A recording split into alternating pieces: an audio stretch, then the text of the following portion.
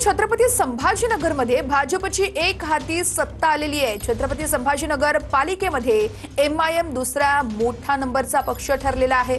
भाजपला 58 तर एमआयएमला 33 आणि शिंदेंच्या सेनेला 12 जागांवरती विजय मिळालेला आहे। लातूरमध्ये विलासराव देशमुख यांच्याबाबतचं विधान भाजपला भोवलंय।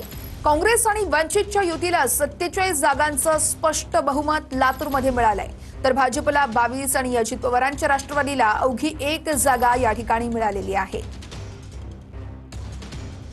तर तिकडे सोलापूरच्या माढ्यात तानाजी सावंतांच्या घरातच ठिणगी पडल्याचं पाहायला मिळतंय। एकीकडे तानाजी सावंतांच्या मुलाचा पुण्यामध्ये पराभव, तर दुसरीकडे तानाजी सावंतांचे भाऊ शिवाजीराव सावंत यांचा पक्षप्रवेश रखडल्यानं त्यांनी तानाजी सावंत यांना जबाबदार धरलेला आहे। पण सत्ता असल्याने काम करण्याची एक जिद्द असते तर ते होऊन जातं, म्हणून भाजपमध्ये जायचं ठरवलं। परंतु भावभावकी असते। आपल्या सर्वांना माहीत आहे की सावंत कुटुंबामध्ये जरा वितुष्ट आलं।